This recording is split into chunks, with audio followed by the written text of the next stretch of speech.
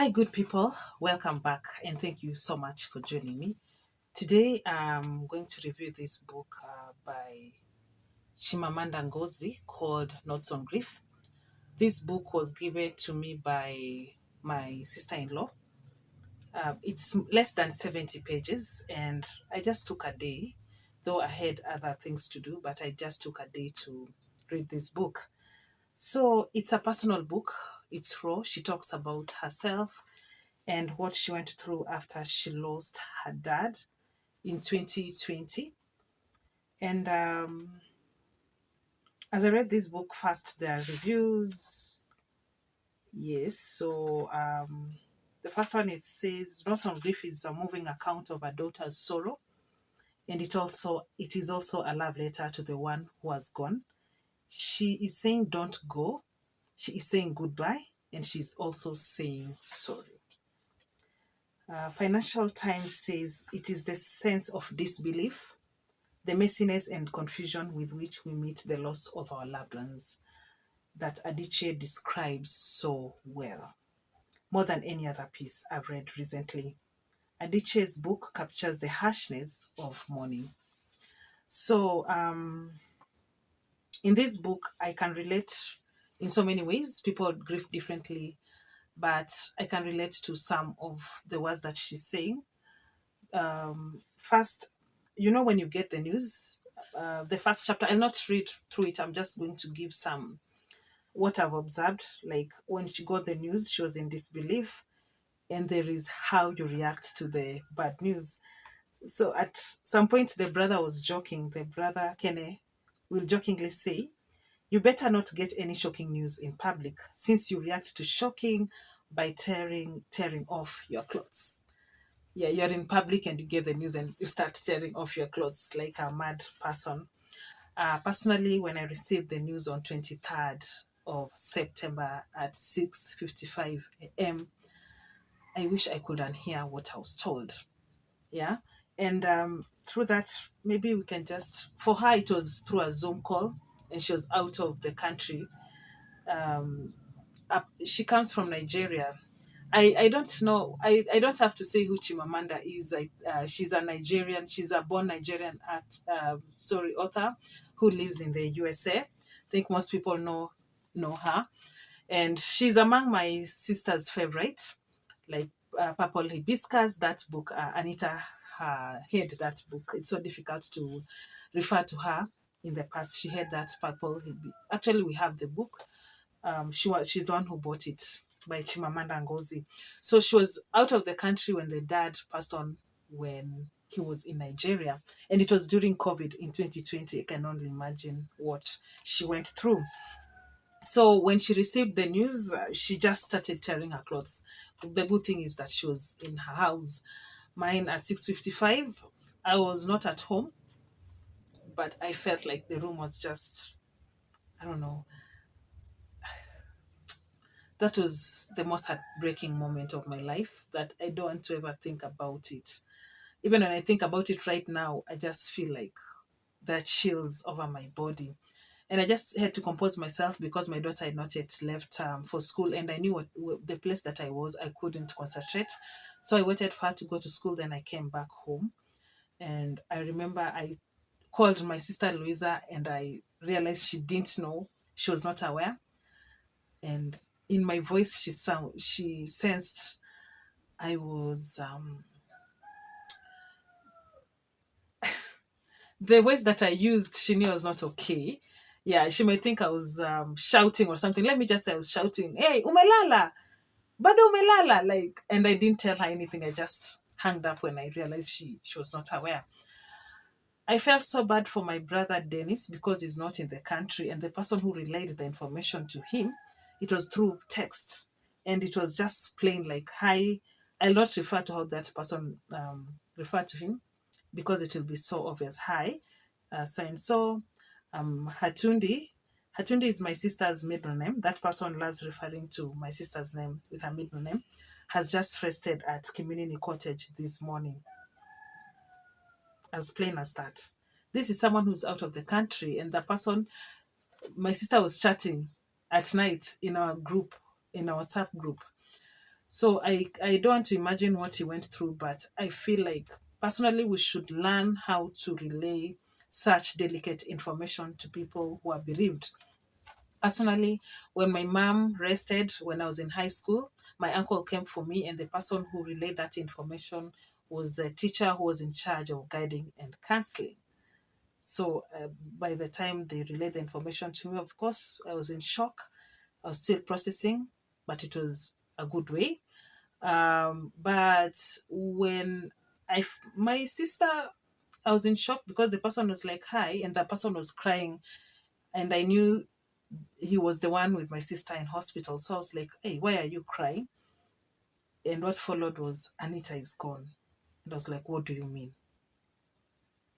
Yeah, I knew what going means, but what do you mean she's gone? She was not that sick. Yeah. So I just hung up and processed.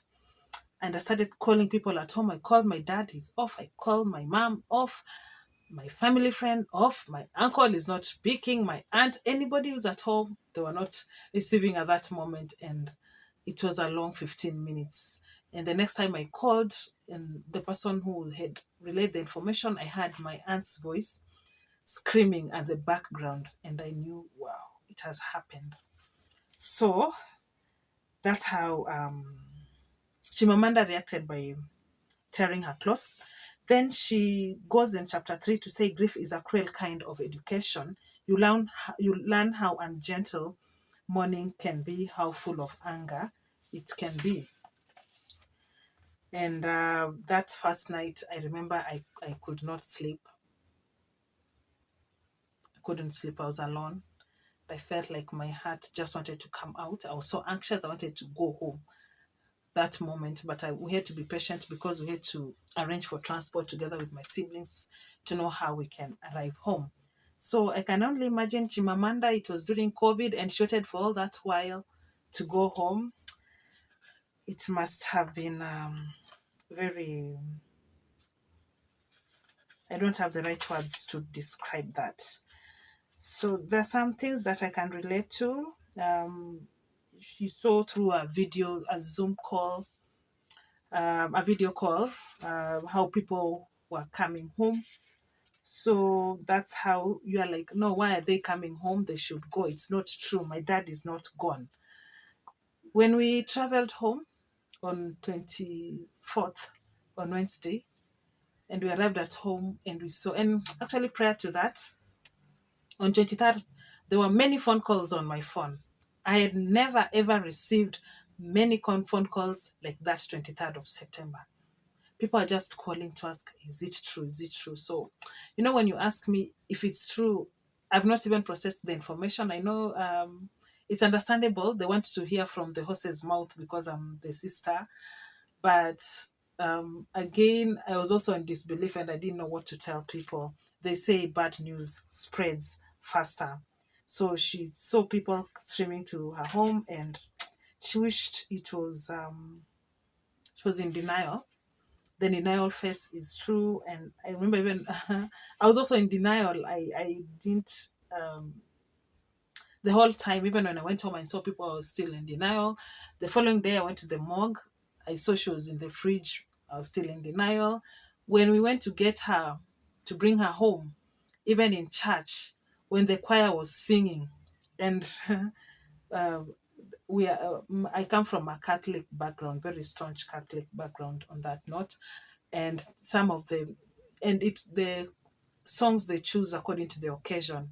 And there is this song, I don't know if I'll remember it.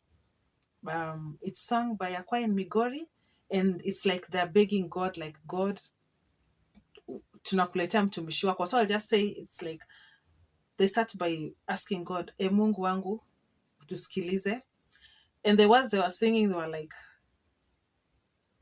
chukua roho ya mtumishi wako, mchukue mpeleke kwa Baba, mchukue e Bwana Mungu wetu, like that, and then they go like, chukua roho ya mtumishi wako, mchukue mpeleke kwa Baba, mchukue mpeleke kwa Baba.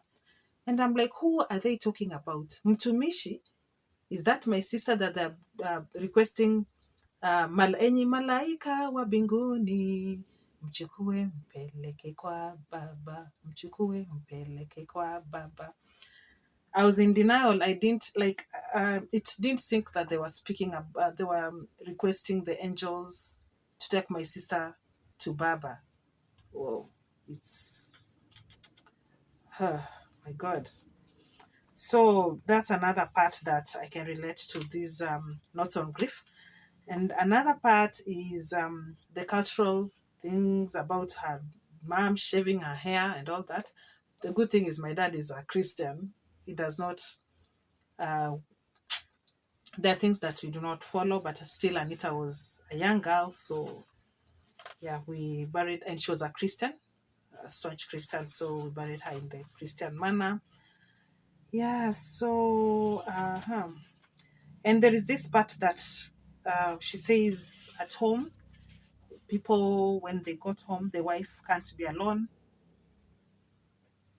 People should be there. It's okay.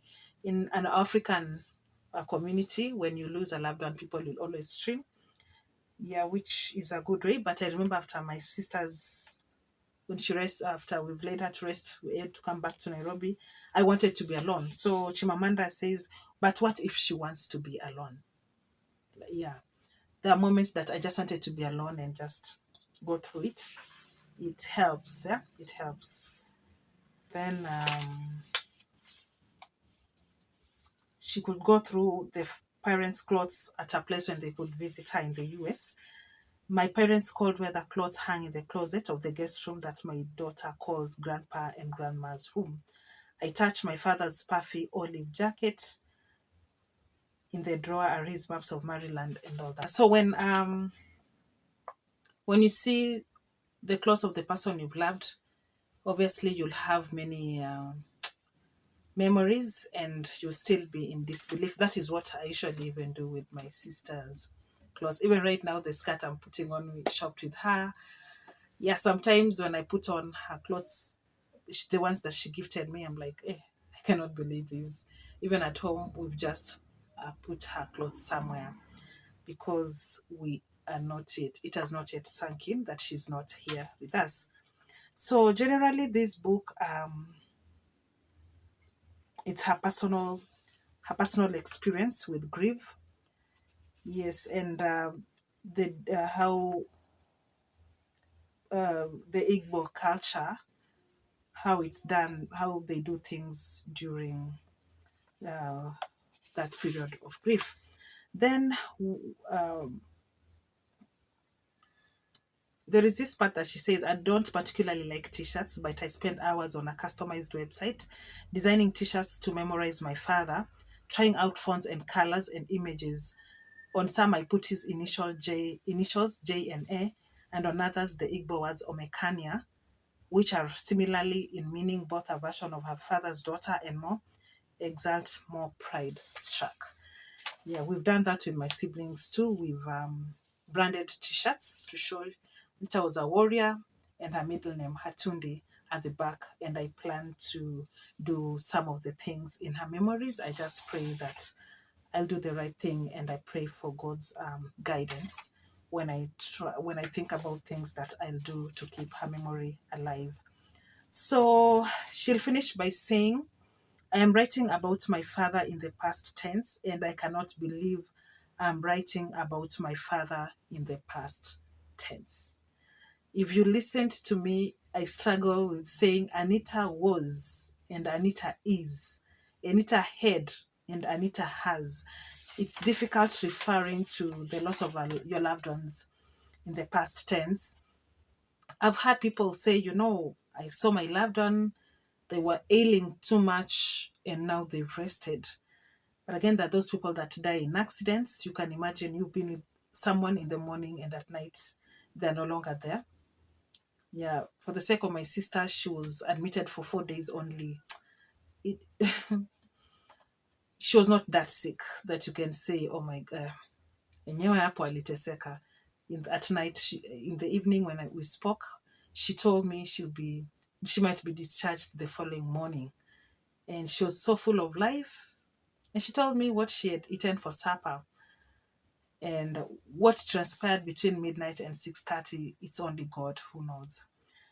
And in this book, Chimamanda goes ahead and says it's both emotional, it's a work of dignity and reveling guardian.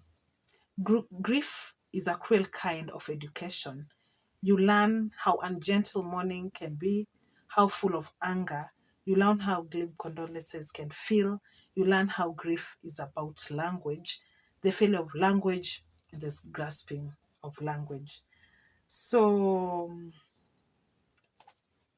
that's the book that I just finished reading by Chimamanda Ngozi Adichie about notes on grief. I don't know what I can say, but we leave everything to God. I know people are losing lives daily. My heart goes out to the families, the bereaved. Let God's grace be with us, and we continue praying for strength. Thank you so much, guys, for supporting me. This YouTube channel is very therapeutic for me. I take this as a place. It's therapeutic. It helps me. Speaking helps me to keep my mind sane.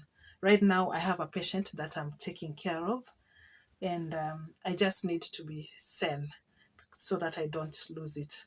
Thank you so much, guys. See you in the next video. Bye bye.